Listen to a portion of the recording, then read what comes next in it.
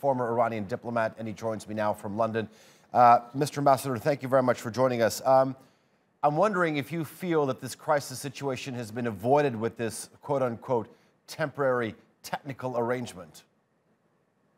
Yes, it has. And the whole idea was to look tough and sound tough, but at the same time allow for some leeway so that the Europeans do not join the United States in especially reimposing UN sanctions were Iran to have left the additional protocol, the agreement that they had, without this intervention on the part of the government to give 3 additional months and to essentially delay the process so that in the interim period there can be some move in a forward direction and to get diplomacy going.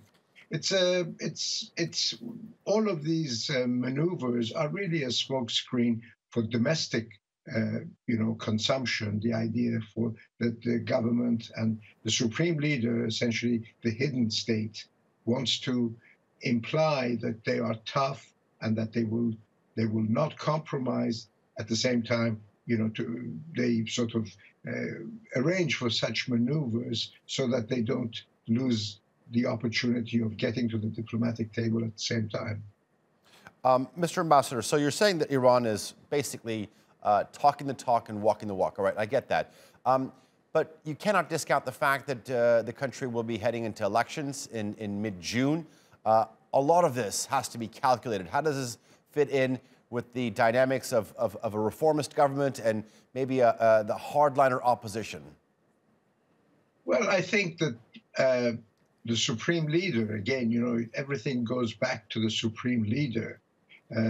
They are anxious, if possible, for the present moderate government to be able to move forward and to achieve some sort of a breakthrough, because then for the forthcoming presidential election, a moderate candidate, people who have been totally discredited, will look good, and their participation in the election could potentially attract more voters to the polling booths. And you have to bear in mind, in the last major election, the parliamentary elections less than 2 years ago, less than 30% showed up at the polls. So this would be a good ploy if the moderate government, present moderate government, can achieve a breakthrough. But at the same time, it seems quite obvious, to many Iran watchers, that irrespective of how this goes, ultimately the presidential election is going to be won by the hardliners, and the hardliners are hoping that what is negotiated now can be firmed up really essentially under them, and they would have the option of turning it up or down and playing to the domestic scene according to how it suits their purposes. There's also something else that actually has caught my attention in terms of internal politics, and that was the deal that was struck over the weekend, the deal between the International Atomic Energy Agency and Iran's Atomic Energy Agency. What we've seen inside of the Iranian parliament is perhaps the biggest rift in recent years. Would you agree? It is a rift, but it's a bit of a showmanship more than anything else. The parliament is run by hardliners. The hardliners oppose the policies of the present government.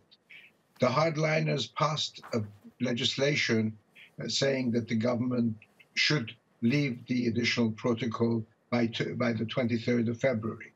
Now, if that happens, the French, the British, the Germans, people who have been trying to cooperate with Iran, have said that they would snap back the UN sanctions against Iran if that were to happen. So the government needed to come up with this arrangement to give itself additional time.